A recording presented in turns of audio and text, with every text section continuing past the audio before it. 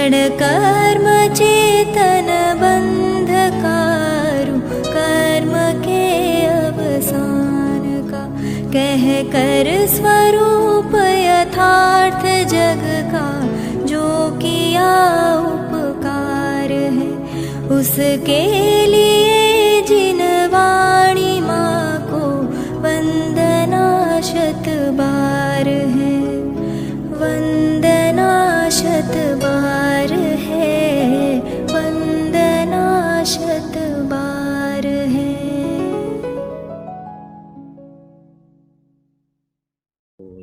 सर्वसावूर्णम् मंगलम भगवान वीरो, मंगलम गौतमो गणि, मंगलम कुंद कुंदार्यो, जैन धर्मोस्तु मंगलम। सर्वमंगल मांगल्यम सर्वकल्याणकारकम, प्रधानम सर्वधर्माणां जैनम जयतु शासनम। वंदितु सौवसिद्धे ध्रुवमचलमणोवमं गदिं पत्ते, वोच्छामि समयपाहुर मिनमो सुध केवली भणिनम्।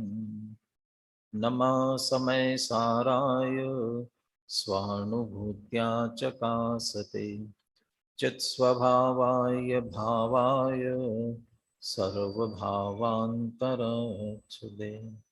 अनन्तधर्मणस्तत्त्वं पश्यन्ति प्रत्यगात्मनः, अनेकान्तमयी मूर्तिर्नित्यमेव प्रकाशताम्।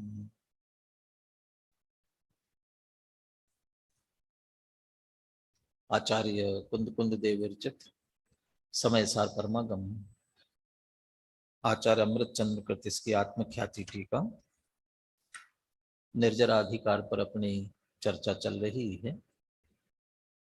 सम्यक दृष्टि ज्ञानी जीव के ज्ञान और वैराग्य की शक्ति होती है, इस कारण उन्हें निरंतर निर्जरा होती है। उसी ज्ञान और वैराग्य का एक तरह से सामर्थ्य बताने के लिए उनके जीवन में किस प्रकार से भेद विज्ञान होता है। वह चैतन्य स्वरूप आत्मा को ही निज जानते हैं, निज मानते हैं, उसी का अनुभव करते हैं, और वह चैतन्य स्वरूप निज आत्मा अपने आप में अचिंत्य शक्ति का धारक है, स्वयं भगवान है। और ऐसा आत्मा जिसको चैतन्य चिंतामणि की उपमा दी, चिंतामणि रत्न की तरह है, और इस कारण से सारे प्रयोजन सहज ही सिद्ध होते हैं। वैसे दो अपेक्षाओं से प्रयोजन सिद्ध होते हैं। आत्मा का लक्ष्य करने वालों के सहज ही सातिशय पुण्य का बंध होता है, और उस सातिशय पुण्य के बंध में सहज ही प्रयोजन सिद्ध होते हुए चले जाते हैं। आत्मा का लक्ष्य, आत्मा का अनुभव करने वाले ज्ञानी सम्यक दृष्टि सम्यक दर्शन की महिमा करते हुए रत्नकर्ण श्रावकाचार्य में जो भी उत्कृष्ट पद हैं, धर्म के क्षेत्र का तीर्थंकर का पद हो, राज्य के क्षेत्र का चक्रवर्ती का पद हो, स्वर्ग का इंद्र देवेंद्र, यानी जितने जिस क्षेत्र में सर्वोत्कृष्ट है वे सारे पद इन सम्यक दृष्टियों को ही प्राप्त होते हैं। ये ऐसा सम्यक दर्शन से नहीं होता, ये भी चर्चा अपन ने पढ़ी थी। इच्छा करके वो क्रिया नहीं करते हैं, वो पुण्य का भाव इच्छा पूर्वक नहीं करते या किसी प्रयोजन से, किसी चाहना से नहीं करते हैं, लेकिन उस पुण्य के साथ, उस आत्मानुभव के साथ, सम्यक दर्शन के साथ सहज जो मंद कषाय का परिणाम होता है, उनसे वे सारे प्रयोजन सिद्ध होते हुए चले जाते हैं। वास्तव में उन प्रयोजनों की यहाँ विवक्षा नहीं है। यहाँ तो कृतकृत्यता, जो करने योग्य है सर्वोत्कृष्ट, वह सुख सदा ही त्याज्य रहे पश्चात जिसके दुख भरा। और ऐसा सुख, निर्दोष सुख, निर्दोष आनंद लो जहां भी प्राप्त हो, ये दिव्य अंतस्तत्व जिससे बंधनों से मुक्त हो। तो ऐसा सुख निश्चित रूप से आत्माश्रित परिणति में ही है। अब वो मिला, अब कहते इसके बाद क्या चाहिए, तो हम जो चाहते थे वो मिल गया, इसलिए सारे प्रयोजन सिद्ध हुए हैं और वो आत्मा के लक्ष्य से सिद्ध हुए हैं। कल उसी श्लोक में अचिंत्य शक्ति शब्द का प्रयोग आया था, अचिंत्य शक्ति। अब मैंने कहा था कि ब्रह्मचारी रविंद्र जी के 24 तीर्थंकर वंदना में एक छंद में इस तरह की चर्चा आई कि चिंतन से भी परे।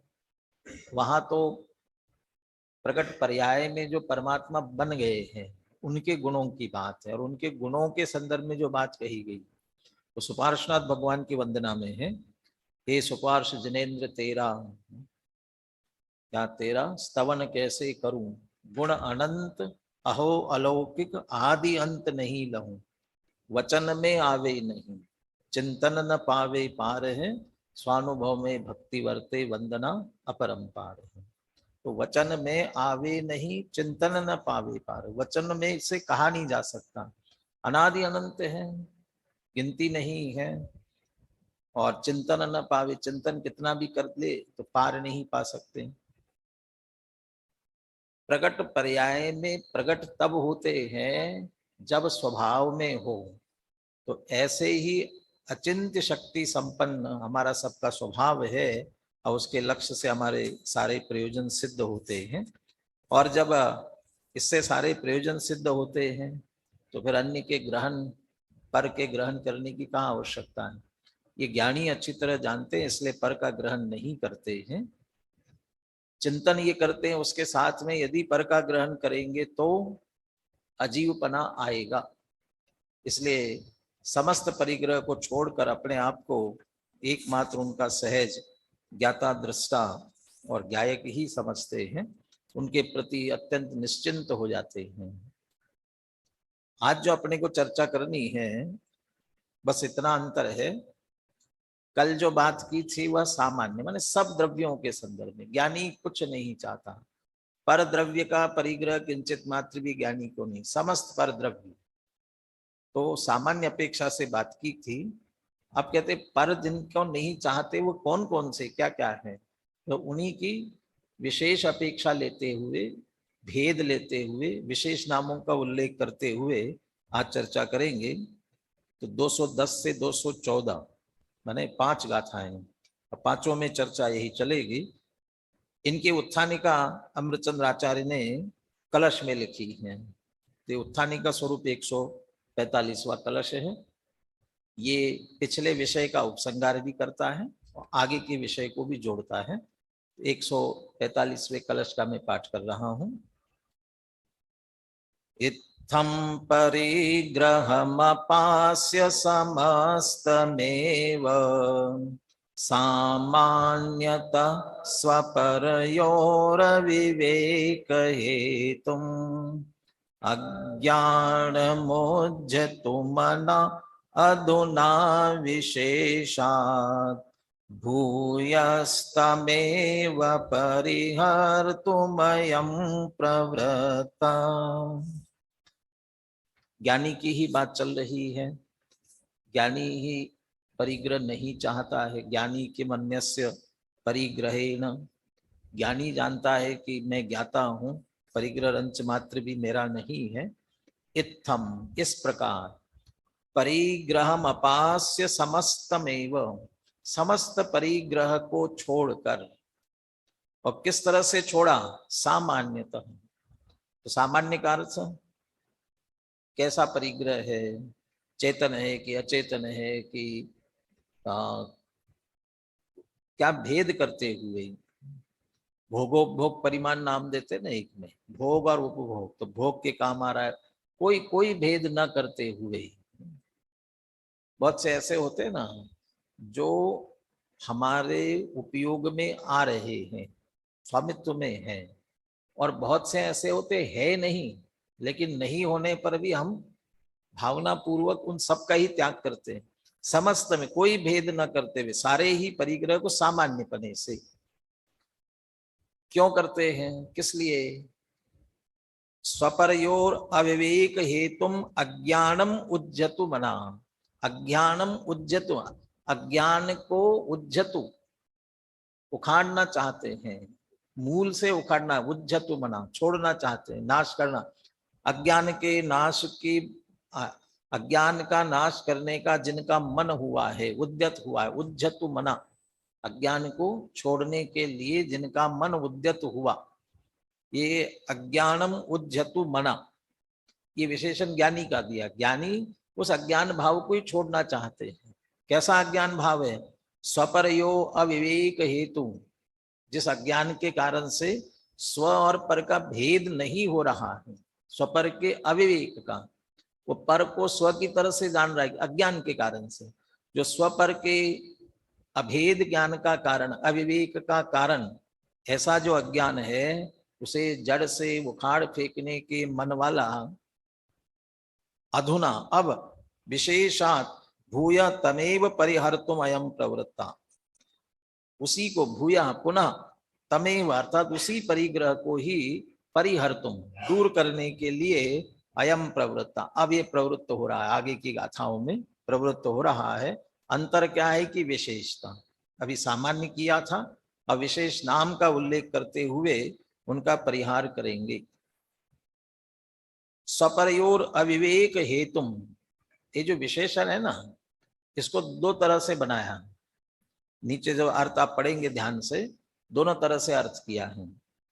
यह अज्ञान का विशेषण भी बन सकता है कि स्वपर के अविवेक का हेतु ऐसे अज्ञान को छोड़ने का मन बनाने वाले ऐसे ज्ञानी अब पुनः उसी परिग्रह का विशेष रूप से परिहार करने के लिए अब यहाँ से प्रयत्न करते हैं, यहाँ से प्रवृत्त होते हैं।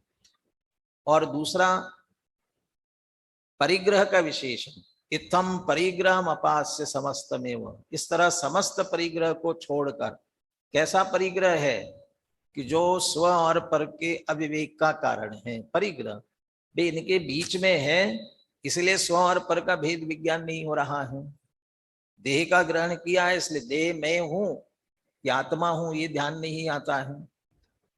मेरे सारे काम इन पर द्रव्यों के संयोगों से चलता है, जीवन चल रहा है, भोजन से, भोजन आ रहा है इन सबके, इनसे, तो ये सब मेरे लिए उपयोगी है।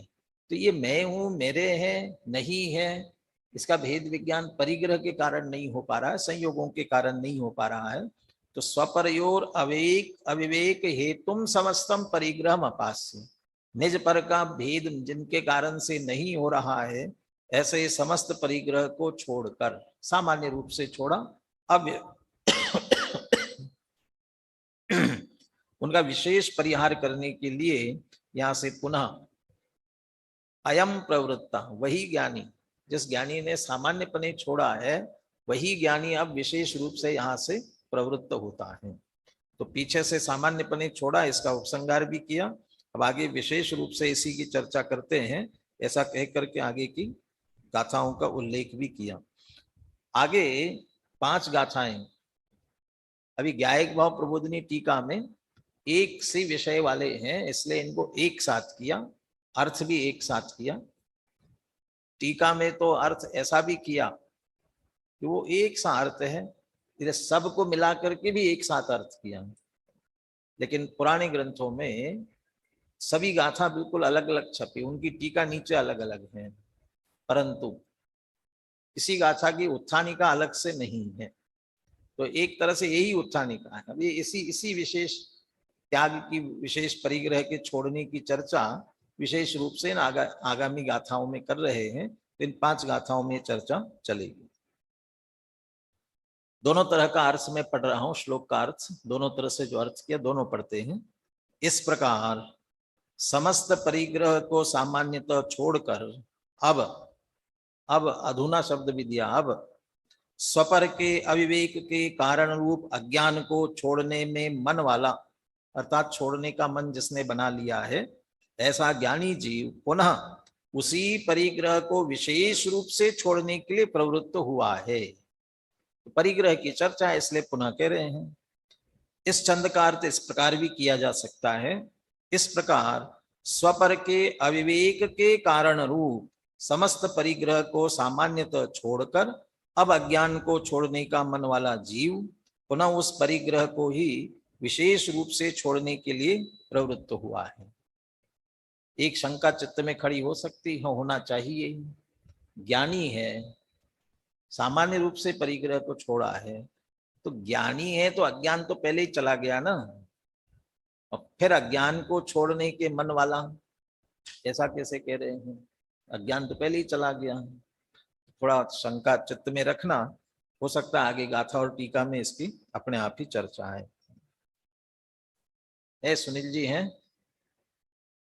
हाँ जी, हाँ, तो कौन यहाँ माइक लिया क्या? हाँ बोलिए, यहाँ से श्लोक और पद्यानुवाद बोल रहे, हम सभी सुनते हैं। इत्थं परिग्रहमपास्य समस्तमेव सामान्यता स्वपरयोर्विवेकहेतुम् अज्ञानमोज्झितुं न अधुना विशेषात् भूयस्तमेव परिहर्तुमयं प्रवृत्तः। सभी परिग्रह त्याग इस प्रकार सामान्य से विविध वस्तु परित्याग, अब आगे विस्तार से। बनासदास जी का भावानुवाद भी पढ़िए। त्याग जोग पर वस्तु सब यह सामान्य विचार, विविध वस्तु नाना विरति यह विशेष विस्तार। सामान्य रूप से चिंतन कैसे किया जाता है और विशेष कैसे? बनासदास जी उसे ऐसा कहते हैं, त्याग जोग पर वस्तु सब, सब पर वस्तु त्यागने योग्य है, सब पर वस्तु ऐसा कहना, पर वस्तु कौन कौन सी ऐसा भेद नहीं डालना, वह कहलाएगा सामान्य विचार। ये सामान्य अपेक्षा उनका त्याग हुआ। विविध वस्तु नाना विरति, अब एक एक वस्तु का उल्लेख करके ये वस्तु भी नहीं, ये वस्तु भी नहीं, ऐसा यह विशेष विस्तार, इसको कहते हैं विशेष। ये विशेष प्रकार से त्याग। तो पहले सामान्य बात की और अब विशेष बात आगे के गाथाओं में कहने जा रहे हैं। पांचों गाथाएं अपन एक साथ ही पढ़ते हैं, फिर अर्थ भी एक साथ ही करते हैं, चर्चा भी एक ही साथ करेंगे।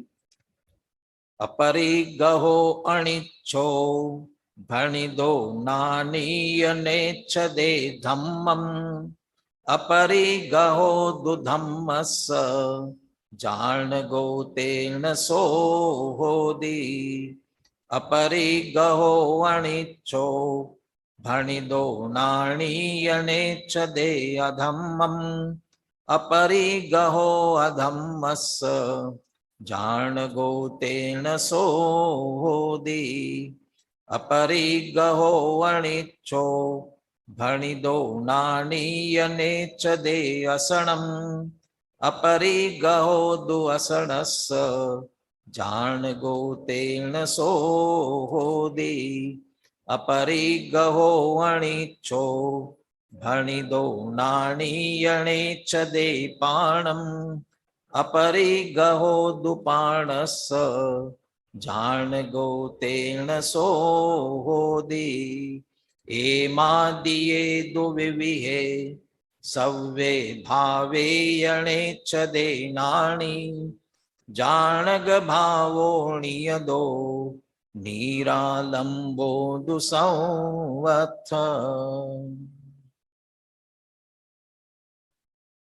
अपरिगहो अनिच्छो भणिदो, इसका अर्थ किया अनिच्छो अपरिगहो भणिदो।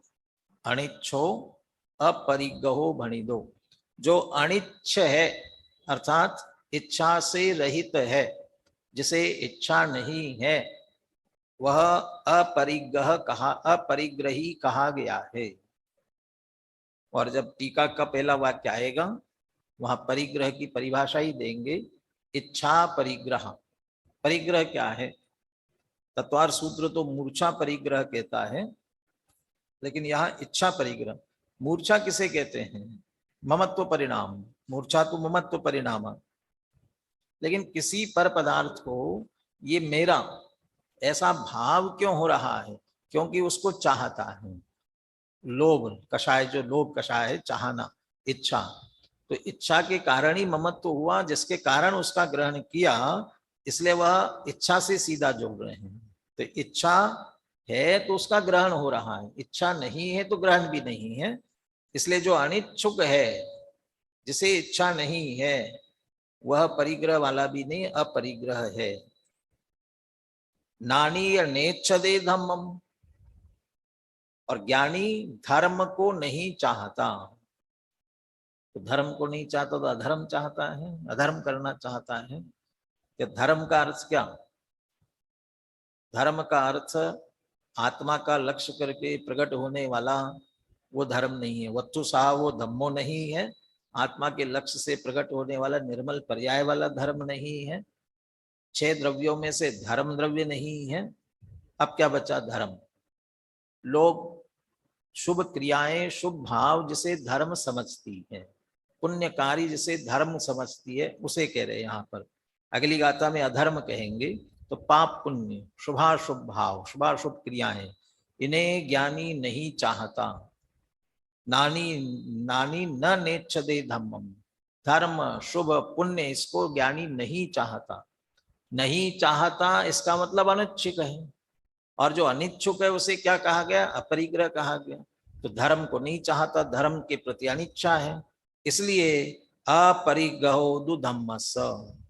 इसलिए जो ज्ञानी है वह धर्म का अपरिग्रही है, या ज्ञानी को धर्म का परिग्रह नहीं है, क्योंकि धर्म को नहीं चाहता। जिसे नहीं चाहता, जिसकी अनिच्छा है, उस संबंधी अपरिग्रह है। तो है क्या फिर ज्ञानी? जान गो तेन सो होदी, वो तो ज्ञायक है। अपने आप में स्वयं को मैं ज्ञायक हूं ये जानता है, और जो धर्म आदि जिनको नहीं चाह रहा है, किसको नहीं चाहता? कि धर्म द्रव्य को, धर्म पुण्य रूप धर्म क्रिया को, धर्मकारी धर्म शुभ भाव को। लेकिन शुभ भाव को जानता है ना कि हाँ, क्यों? कि ज्ञायक है, वो धर्म का सिर्फ ज्ञायक है। पहली गाथा में धर्म की बात की, और विशेष कहना है तो जो जिस विशेष का उल्लेख करना है वो शब्द बदलता जाएगा, बाकी पूरी गाथा एक सी है। 4 शब्दों का, 4 विशेषों का उल्लेख किया है, और 5वीं गाथा में जाकर के ऐसे अनेक। अमृतचंद्र आचार्य फिर टीका में एक पद बदल करके 16 पद बनाने की बात अनेकों बार कहते हैं, उसका उल्लेख यहाँ भी करेंगे। तो हम जो शब्द बदला है उसी अनुसार चलेंगे। 210 नंबर की गाथा की चर्चा हुई। 211, अब ज्ञानी किसे नहीं चाहता? नानीय न इच्छदे अधम्मम, अधर्म को नहीं चाहता है। अधर्म पाप को। जब पुण्य नहीं चाह रहा है तो पाप को कैसे चाहेगा? पाप क्रिया को कैसा अच्छा समझेगा? पाप को, अशुभ भाव को, अशुभ क्रियाओं को, भोगों को नहीं चाहता है। और जो नहीं चाहना, अनिच्छुक है, तो अपरिग्रही है, इसलिए वह अधर्म का अपरिग्रह है। या ज्ञानी को अधर्म का परिग्रह नहीं है, वह तो मात्र ज्ञायक है। जान गो तेन सो होदी, इसलिए वह सहज उसका ज्ञायक ही होता है, परिग्रही नहीं होता, ज्ञायक होता है। 212 और 213 में जो दुनिया में जीवन जीवित रहने के लिए, जीवन चलने के लिए जो उनको आवश्यक समझा जाता है, मैं मान रहा था प्रभु भोजन से जीवन चलता है। सारी दुनिया समझती भोजन से, और भोजन कदाचित कुछ दिन तक न मिले, लेकिन पानी वो और जरूरी है। अरे भोजन भी बिना पानी के अंदर नहीं उतरता है। नहीं, आप खाते जाओ, पानी नहीं पियो बीच में, वो पानी नहीं पियो, लेकिन आपके मुंह में पानी है तो वो गुटकने में आता है। अब मुंह में पानी बिल्कुल सूख रहा हो आपका मुंह, और सूखी रोटी सूखा खाना खाओ, बिल्कुल एक घूंट पानी नहीं और आपके मुंह में लार भी नहीं बन रही है, बिल्कुल खा नहीं सकते, निगल नहीं सकते, माने वो खाना भी बिना पानी के नहीं, और दोनों आवश्यक है। तो वो खान पान जो दुनिया में आवश्यक समझते जीवन के लिए, ज्ञानी कहते वो भी नहीं चाहते हैं। न इच्छदे असनम, असन, असन माने भोजन। असन शब्द इतना प्रयोग में कदाचित नहीं आता हो, लेकिन तपों में सबसे पहला तप कौन सा है? अरे 12 प्रकार के बहिरंग तपों में सबसे पहला तप अनशन। अनशन माने अशन नहीं करना, माने भोजन नहीं करना, उपवास पूरी तरह से। तो अशन भोजन को ज्ञानी नहीं चाहता, अनिच्छुक को अपरिग्रह कहा गया है। ज्ञानी भोजन को नहीं चाहता, इसलिए भोजन का अपरिग्रह है, या ज्ञानी को भोजन का परिग्रह नहीं है, वह तो उसका सहज ज्ञायक ही रहता है। इसी तरह पान, तो पान मैंने अकेले पानी की बात की, लेकिन अकेला पानी थोड़ी पीते हैं। पेय पदार्थ जितने हैं वो सारे पेय को, खाने में भी भोजन थोड़ी, जितने खाद्य है वो सभी, और पानी में पेय पदार्थों को भी वो नहीं चाहता है, क्योंकि वो पानी से जीवन चलता है ऐसा भी नहीं मानता है।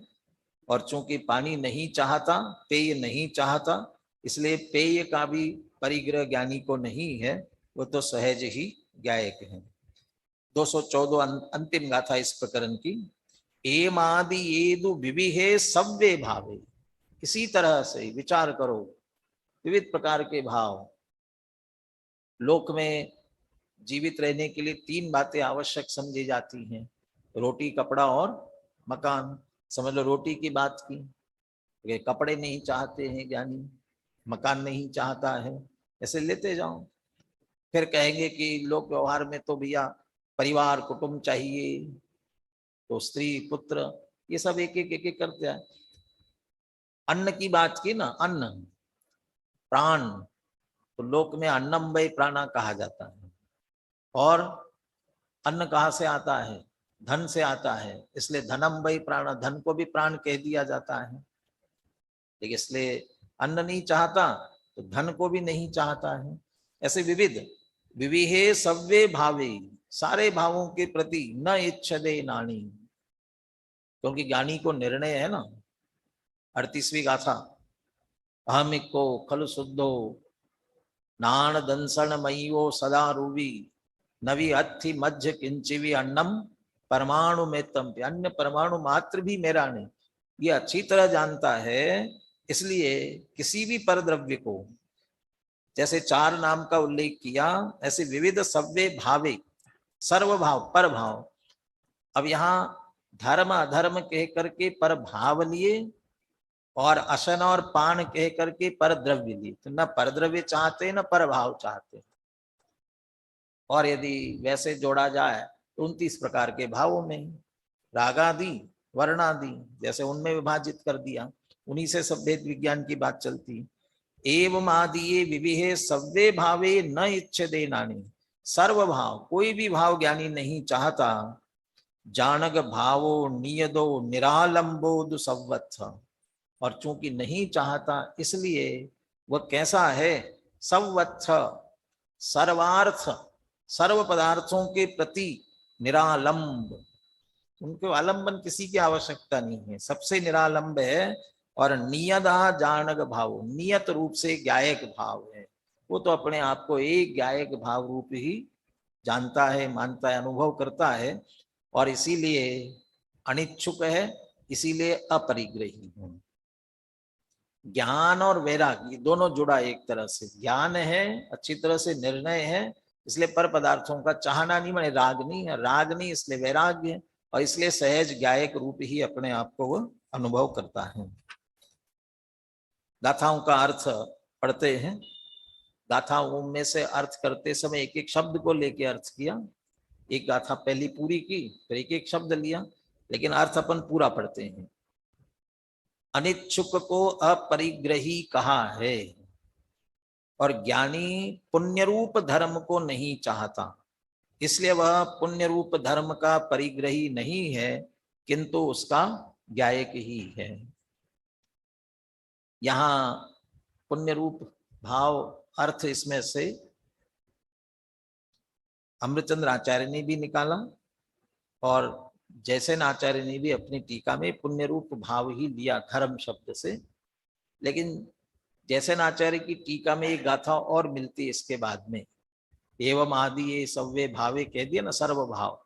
लेकिन एक गाथा और मिलती है, उसमें धर्म अधर्म आकाश काल उन सब द्रव्यों का भी उल्लेख किया, इन द्रव्यों को नहीं चाहता। और इसके अलावा और भी कुछ बातों का उल्लेख किया। 300 मेरे ग्रंथ में सामने 319 पेज पर है।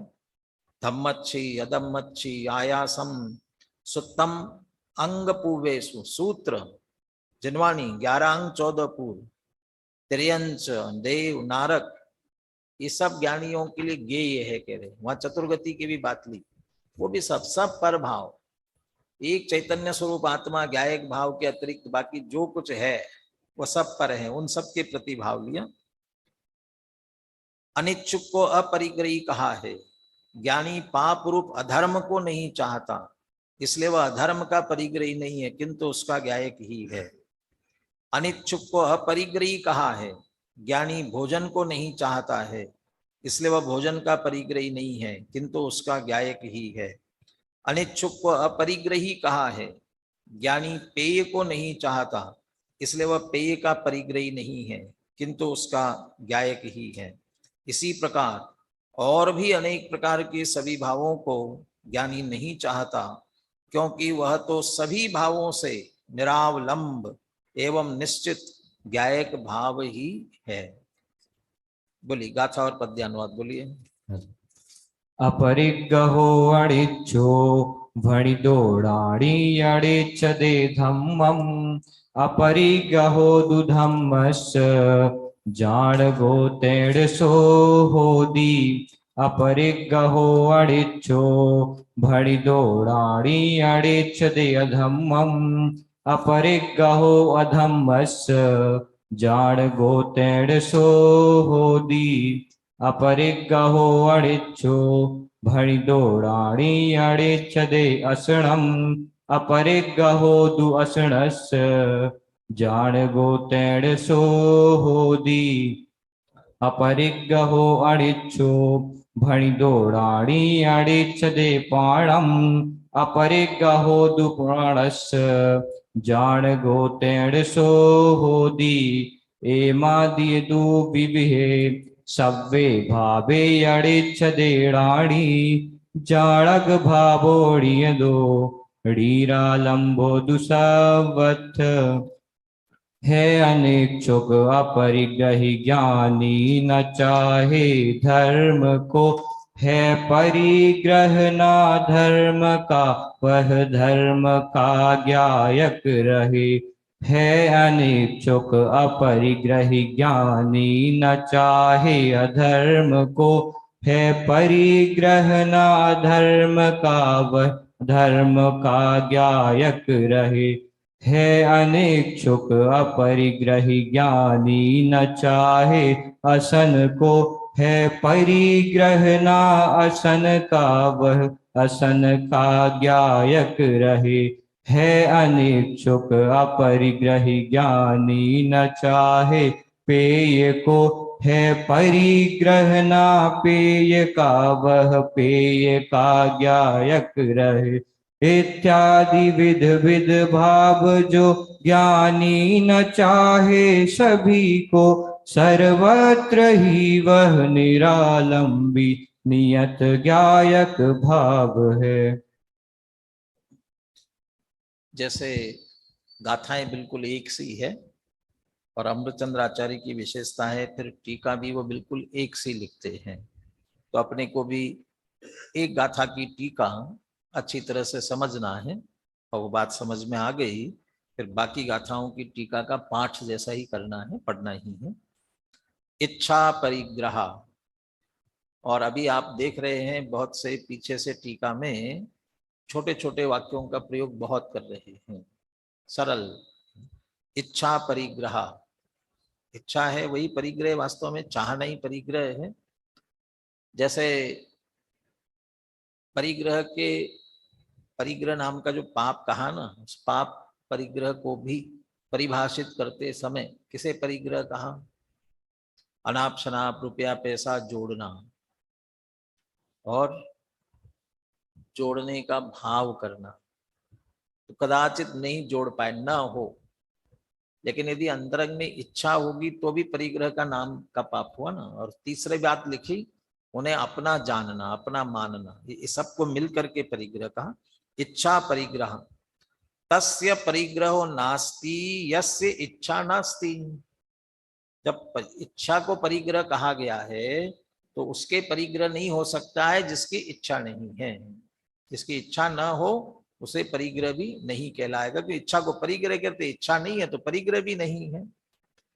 इच्छा तो अज्ञानमयो भावः, अज्ञानमयो भावस्तु ज्ञानिनो नास्ति।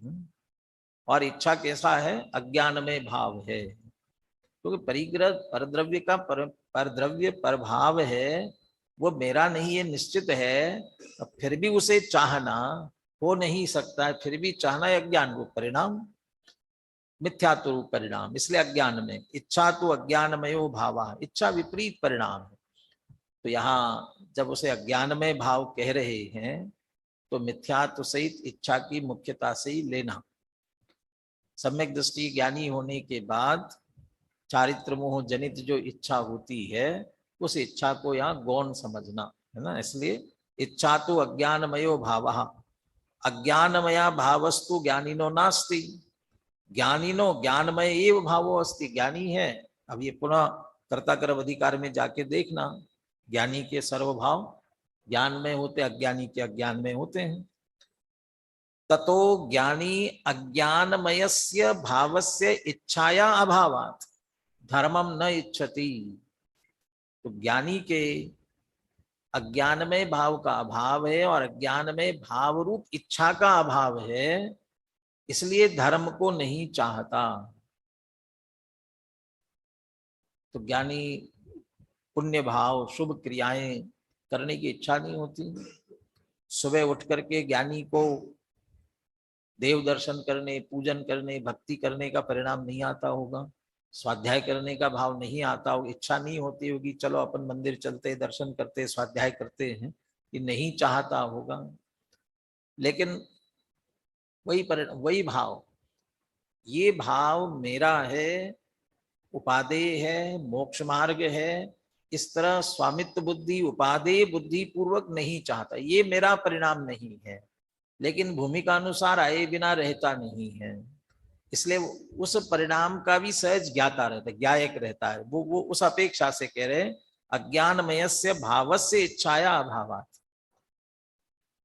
उपादेय पने स्वभाव मान करके, अपना भाव मान करके एकत्व बुद्धि पूर्वक धर्म आदि की चाहना नहीं होती है, इसलिए वह धर्म को नहीं चाहता। तेन ज्ञानिनो धर्म परिग्रहो नास्ति, इसलिए ज्ञानी को धर्म का परिग्रह नहीं है। ज्ञानमयस्य एकस्य ज्ञायक भावस्य भावात् धर्मस्य केवलम ज्ञायक एव अयं स्यात्। और उसे ज्ञानमय भाव तो है, अज्ञान में इच्छा का तो अभाव है, लेकिन अंदर ज्ञान में भाव है। ज्ञानमयस्य एकस्य ज्ञायक भावस्य सद्भावात्, और उसका ज्ञानमय भाव, कौन सा ज्ञानमय भाव? कि मैं ज्ञायक हूं, सबका सहज ज्ञाता दृष्टा हूं, ऐसे भाव के सद्भाव के कारण धर्म द्रव्य का भी वह मात्र ज्ञायक होता है, जानने वाला ही होता है, उसका वह परिग्रह नहीं बनता, धर्म का परिग्रह नहीं बनता। अब इसी लाइन से अधर्म की बात करेंगे, बीच में 16 सूत्र बनाने की बात करेंगे, फिर अशन पान इत्यादि पर घटित करेंगे। इच्छा परिग्रह, तस्य परिग्रह नास्ति यस्य इच्छा नास्ति। इच्छा तो अज्ञानमयो भावः, अज्ञानमयो भावस्तु ज्ञानिनः नास्ति, ज्ञानिनः ज्ञानमय एव भावो अस्ति। ततः अज्ञानमयस्य भावस्य इच्छाया अभावात् अधर्मम न इच्छति। तो ज्ञानी के अज्ञान में इच्छा है नहीं, और उस अज्ञान में इच्छा पूर्वक अधर्म को नहीं चाहता, भोजन नहीं चाहता, और भोजन का भाव, मुझे भोजन करना चाहिए, वो भाव तो या अधर्म में आएगा ना, भोगने का भाव, वो भाव भी नहीं चाहता। वह परिणाम मेरा है, वह परिणाम आया तो बहुत अच्छा है, इस तरह से बिल्कुल नहीं चाहता। इसका मतलब है अधर्म को नहीं चाहता है। तेन ज्ञानिनो अधर्म परिग्रहो नास्ति, इसलिए ज्ञानी को अधर्म का परिग्रह नहीं है। ज्ञानमयस्य एकस्य ज्ञायक भावस्य भावात् अधर्मस्य केवलम ज्ञायक एव अयं स्यात्। और ज्ञाता दृष्टा है सहज, इसलिए वे भोग के परिणाम, वो शुभ भाव के परिणाम आते हैं, उनका भी ज्ञाता दृष्टा है, ज्ञायक है। और भोग के परिणाम, अशुभ भाव के परिणाम आते हैं, अधर्म के भाव आते हैं, उनका भी वह ज्ञायक ही होता है। धर्म अधर्म एवमेव च, इसी तरह धर्म की गाथा अलग बना दी, अधर्म की बना दी। अधर्म पद परिवर्तनेन, यहाँ गाथा में अधर्म पद बदल करके राग द्वेष क्रोध मान माया लोभ कर्म नो कर्म मनोवचन काय श्रोत्र चक्षुर घ्राण रसन स्पर्शन सूत्राणी षोडश व्याख्यानी, ये 16 सूत्र बनाना। तो इसमें भाव भी है और पदार्थ भी है, पर भाव और पर द्रव्य। तो राग द्वेष क्रोध मान माया लोभ ये सब पर भाव है। कर्म नो कर्म मन वचन काय श्रोत्र चक्षु घ्राण रसन स्पर्शन इंद्रियां हैं, ये भी पर द्रव्य की है। और ये भी अब इसमें लगाते जाएं, ये इनको ज्ञानी चाहता नहीं है, अनिच्छुक है, इसलिए इनका परिग्रह ज्ञानी के नहीं है। ज्ञानी के ज्ञान में भाव होने से इनका भी ज्ञानी क्या है, सहज ज्ञायक ही है। और अन्या दिशा ने अन्या ने पिऊया ने, इसी तरह से और विचार कर लेना। कर्म नो कर्म कह दिया तो कर्म, कहीं कर्म सूत्र 8 अलग अलग बनाने की बात की, ज्ञानावरण कर्म को नहीं चाहते, दर्शनावरण कर्म को नहीं चाहते, ऐसे अलग अलग भी हो जाए थे। नो कर्म, शरीर तो एक हो ही गया, मन वचन काय भी ले लिया अलग से, लेकिन घर वाला भी नो कर्म है, वस्त्र वाला भी नो कर्म है, आभूषण वाला भी नो कर्म है, ये सब भी नहीं चाहते हैं। ऐसे और भी विस्तार से किए जा सकते हैं। अब भोजन पर आते हैं। भोजन पर आते हैं माने भोजन भी परिग्रह नहीं है, इसकी चर्चा करते हैं। इच्छा परिग्रह, तस्य परिग्रहो नास्ति यस्य इच्छा नास्ति। इच्छा तो अज्ञानमयो भावः, अज्ञानमया भावस्तु ज्ञानिना नास्ति, ज्ञानिनो ज्ञानमय एव भावो अस्ति। ये सब अब पुनः पुनः अर्थ करने की आवश्यकता नहीं है। ततः ज्ञानी अज्ञानमयस्य भावस्य इच्छाया अभावात्, ज्ञानी के अज्ञान में ऐसी इच्छा का अभाव होने से, श शब्द छूट गया, अभावात् अशनम नेच्छति, अशनम नेच्छति, अभावात् अशनम नेच्छति। क्योंकि उनकी इच्छा का अभाव है, इसलिए अशन को नहीं चाहता, भोजन को भी वह नहीं चाहता, न इच्छति। तेन ज्ञानिनो अशन परिग्रहो नास्ति, इसलिए ज्ञानी को भोजन का परिग्रह नहीं है।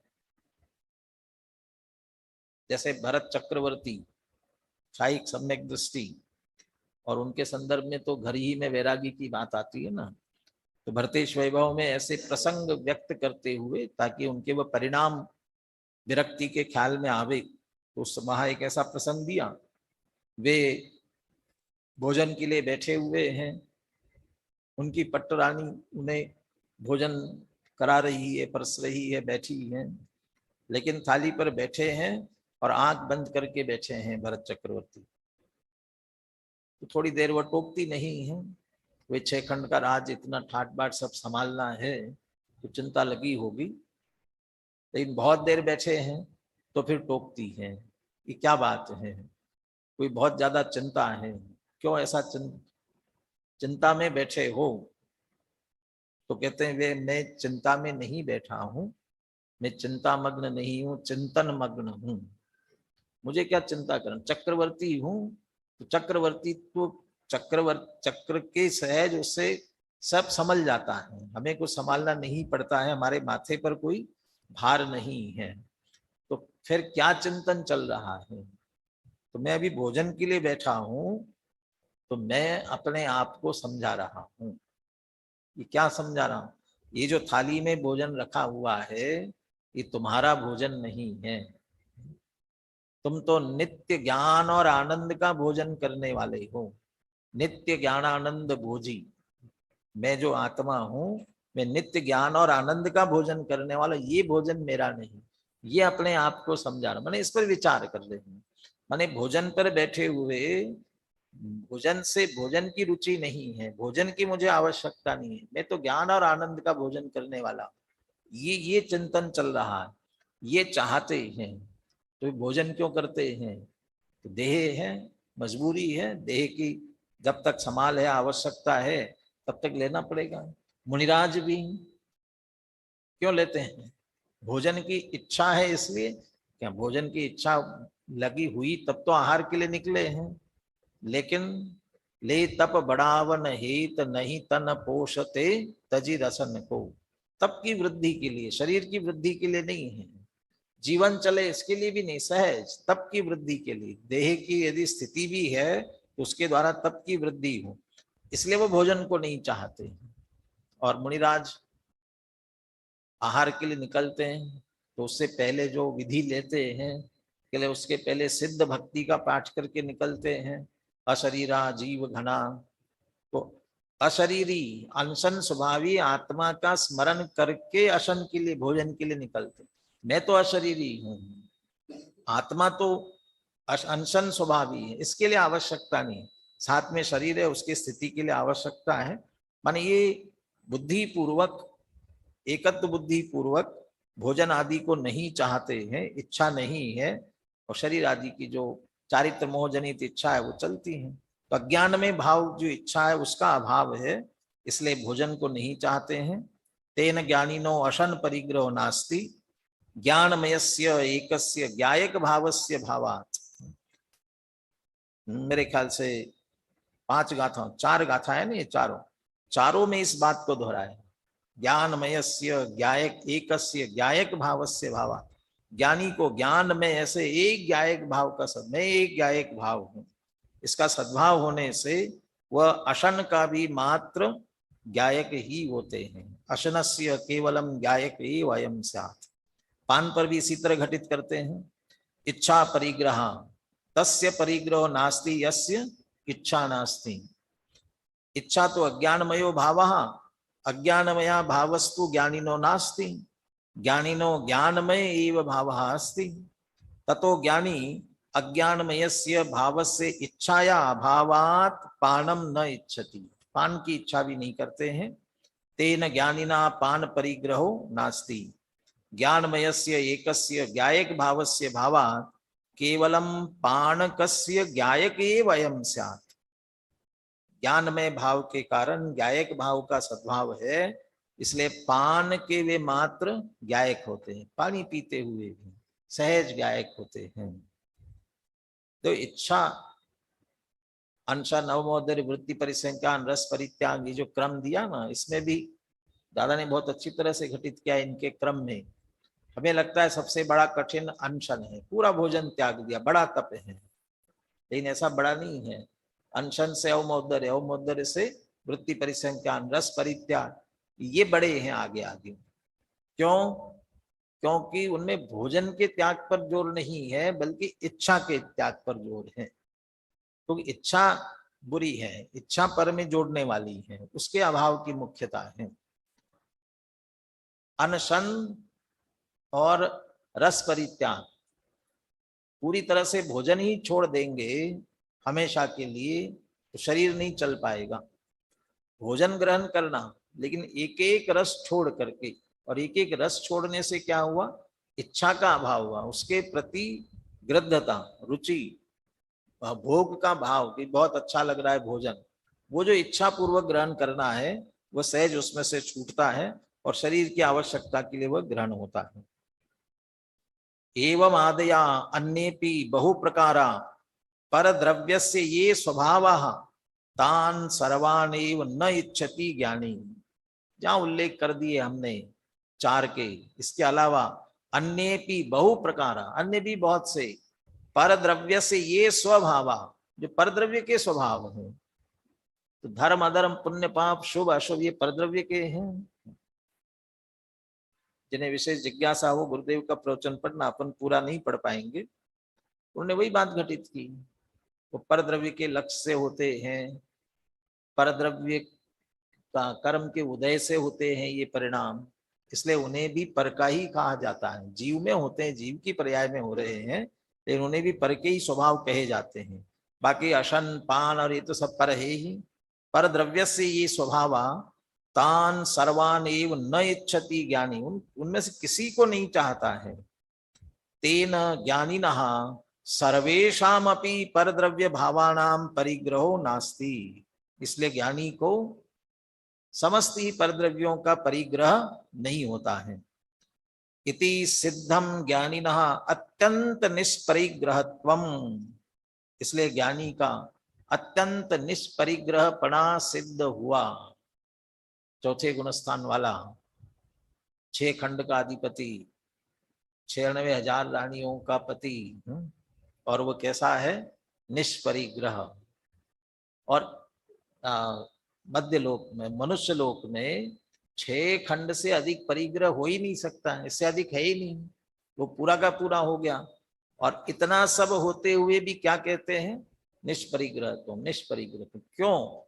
क्योंकि ये मेरा नहीं है, ये भेद विज्ञान, ये भेद विज्ञान का बल है। और साथ में राग नहीं है उसके प्रति, वैराग्य का भी बल है, इसलिए कहा निष्परिग्रह। अथ एव अयम अशेष भावांतर परिग्रह शून्यत्वात् उद्वांत समस्त अज्ञानः सर्वत्रपि अत्यंत निरालंबो भूत्वा प्रतिनियत टंकोत्कीर्ण एक ज्ञायक भावः सन् साक्षात विज्ञान घनम आत्मानम अनुभवति। वो ज्ञानी अपने आप को विज्ञान घन स्वभाव ऐसा अनुभव कैसे करता है? यदि वह मैं विज्ञान घन स्वभावी ऐसा अनुभव करने के लिए जाए और कोई परिग्रह का विचार आए तो अनुभव ही नहीं कर पाए, उन्हीं में उलझा रहे। कहते ये जो निर्णय अच्छी तरह से है कि ये किंचित मात्र भी मेरे नहीं है, उनकी इच्छा नहीं है, इसीलिए अथ एव अयम अशेष भावांतर परिग्रह शून्यत्वात्, इसीलिए यह ज्ञानी समस्त अन्य भावों के परिग्रह से शून्य होने से उद्वांत समस्त अज्ञान, ये मेरे हैं ऐसा अज्ञान भी चला गया, और मुझे ये चाहिए इच्छा जो उनके प्रति थी वो अच्छी लगती थी वह भी चला गया। सर्वत्रपि अत्यंत निरालंबा भूत, इसलिए किसी का आलंबन जरूरत नहीं है, इसलिए निरालंब हुआ। सर्वत्रपि अत्यंत निरालंब भूतवा, पर से निरालंब हुआ, पर का आलंबन छूटा और कहाँ आया? प्रतिनियत टंकोत्कीर्ण एक ज्ञायक भावासन। तो भी मैं हूं कौन? निश्चित जो अनादि अनंत मेरे साथ रहने वाला, प्रतिनियत मेरा ही स्वयं का स्वभाव कैसा है कि टंकोत्कीर्ण, ऐसा जो एक ज्ञायक भाव है ऐसा होता हुआ ये मैं हूं, ऐसा अनुभव करता हुआ साक्षात विज्ञान घनम आत्मानम अनुभवती, मैं विज्ञान घन स्वभावी ही हूं, ऐसे साक्षात आत्मा का वह ज्ञानी अनुभव करता है। तो ज्ञान का बल भी हुआ और चाहना नहीं, इच्छा नहीं है, इसलिए एक तरह से वैराग्य का बल भी हुआ। 2-3 बातें इसमें से पढ़ करके आज की चर्चा अपन पूरी करते हैं।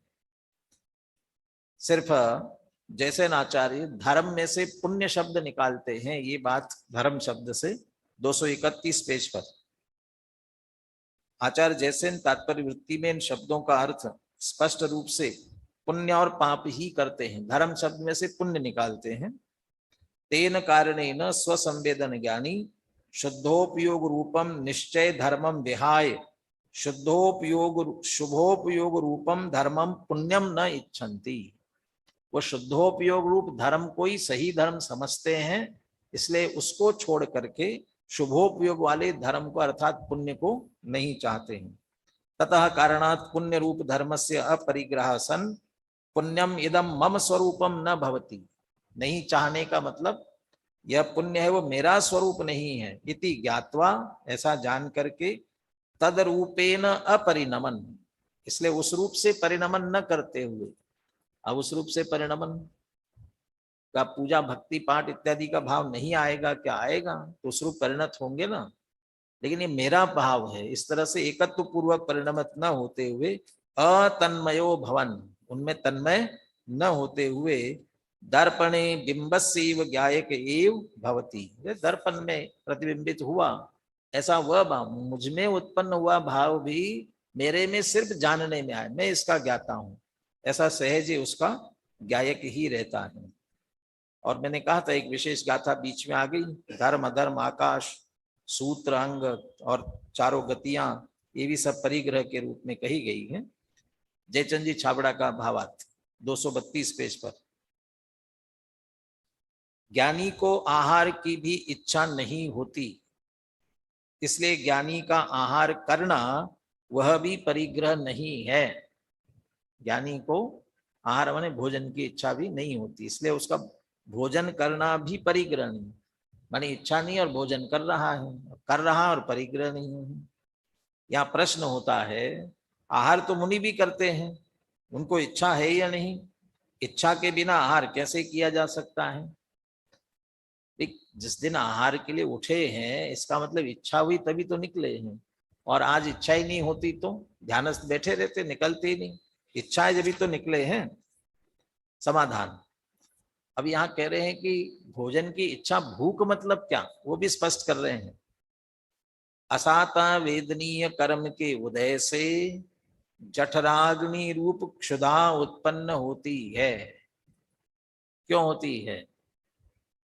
असाता के उदय से, असाता वेदनी, गोमटसार में सभी कारण बताए दिए ना। ओम कोठाय वेदनी अस, असाता के वेदनी की उदीरणा से, और खाली पेट हो भोजन देख करके भी हो जाती है। और उसके साथ साथ में वीर्यांतराय के उदय से उसकी वेदना सहन नहीं की जा सकती। अंतराय का भी कर्म बीच में है, वीर्यांतराय का हीनता है, उदय है, इसका मतलब शक्ति सामर्थ्य नहीं है, इसलिए वो जो भूख लगी है ना क्षुधा, उसकी वेदना नहीं सही जा रही। चारित्र मोह के उदय से आहार ग्रहण की इच्छा उत्पन्न होती है। उस इच्छा को, अब ये तीन चीजें मिलकर के भूख कहलाती हैं, तीनों मिली उसमें से। वेदनी कर्म का, असाता वेदनी का उदय भी, हमारी सहने की ताकत भी नहीं होना, और चारित्र मोहनी से ग्रहण की इच्छा होना, ये सब मिलकर के भूख। उस इच्छा को ज्ञानी कर्मोदय का कार्य जानते हैं और उसे रोग समान जानकर मिटाना चाहते हैं। ज्ञानी के इच्छा के प्रति अनुराग रूप इच्छा नहीं होती, उसके ऐसी इच्छा नहीं होती कि मेरी यह इच्छा सदा रहे, वह मैं खूब खाता रहूं। हमारे लिए होती है ना, भूख नहीं लगे तो क्या करते हैं, डॉक्टर के पास जाकर के, आप भूख नहीं लग रही है तो भूख लगे इसकी औषधि लेकर के आते हैं। दादा तो कहते हैं ना, कैसी विचित्रता है, मंदिर होता है जिन मंदिर, और जिन मंदिर के बाहर औषधालय होता है। जिन मंदिर में आएंगे पूजा करेंगे, और पूजा करते समय क्षुधा रोग विनाशाय नैवेद्यम कह करके नैवेद्य समर्पित करेंगे, और बाहर जाकर के भूख नहीं लगती है, क्षुधा नहीं लगती है, इसलिए क्षुधा के लिए औषधि दो। इसलिए क्षुधा रोग का विनाश करने के लिए अभी तो पूजन करके आए ना, तो बढ़िया है ना, भूख नहीं लग रही है तो। माने भूख माने खाने की इच्छा, और हम औषधि ले रहे हैं कि इच्छा होवे, माने हमें इच्छा की इच्छा हो रही है एक तरह से। और ज्ञानी को होती है सहज, लेकिन ये इच्छा बनी रहे, चलती रहे, ऐसी इच्छा नहीं रहती, इच्छा की इच्छा नहीं रहती, इच्छा के प्रति अनुराग रूप इच्छा नहीं होती। अर्थात उसकी ऐसी इच्छा नहीं होती कि मेरी इच्छा सदा रहे, इसलिए उसके अज्ञान में इच्छा का अभाव है। परजन्य इच्छा का स्वामित्व तो ज्ञानी के नहीं होता, उदय जनित हो रही है, उसमें क्या करे, स्वयं बुद्धिपूर्वक नहीं चाहता, लेकिन कर्म के उदय से हो रही है, उसका उसमें बस नहीं चलता, इसलिए ज्ञानी इच्छा का भी ज्ञायक ही है। इस प्रकार शुद्ध नए की प्रधानता से कथन जानना चाहिए। अंतिम एक बात और पढ़ करके चर्चा पूरी करते हैं। 235 पेज पर, अनुशीलन में 235 पेज पर, इच्छा की इच्छा नहीं है, इसका क्या अर्थ है? ये गुरुदेव के प्रवचन में है, इच्छा की इच्छा नहीं है, इसका क्या मतलब? ज्ञानी के इच्छा तो है चारित्र मोह वाली, परंतु ये इच्छा ठीक है, ज्ञानी के ऐसा मिथ्या भाव नहीं है, और ज्ञानी के इच्छा को, ज्ञानी इच्छा को उपादेय नहीं मानता, क्योंकि इच्छा तो अज्ञानमय भाव है, अज्ञानमय भाव ज्ञानी के होता नहीं है। माने मिथ्यात्व पूर्वक चाहना, उपाधि बुद्धि पूर्वक चाहना, यह अज्ञानमय भाव। इच्छा मात्र में ज्ञायक स्वभावी भगवान आत्मा की चैतन्य ज्योति के तेज का अभाव है। यदि इच्छा उत्पन्न हो रही, इच्छा का परिणाम, उस इच्छा वाले भाव में ज्ञायक स्वभावी भगवान आत्मा की चैतन्य ज्योति के तेज का अभाव है। बाबूजी छाबड़ा जी इस बात को बहुत बोलते थे गुरुदेव के शब्दों में, चैतन्य के नूर के पूर का अभाव है। गुरुदेव के शब्द थे चैतन्य के नूर के पूर का अभाव। तो चैतन्य ज्योति, उसका तेज और वो भरपूर, उस इच्छा में अभाव है। और आत्मा चैतन्य के नूर से भरपूर है। इच्छा के आत्मा में चैतन्य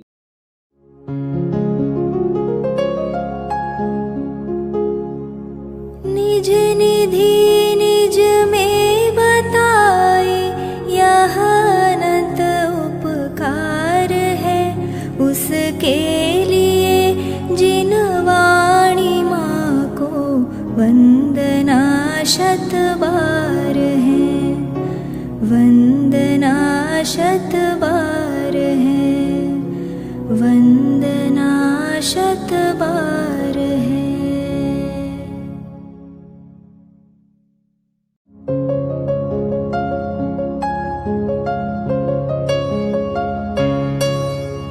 हे जिन वाणी भारती तो ही जपो दिन रैन, जो तेरी शरणा गहे सो पावे सुख चैन।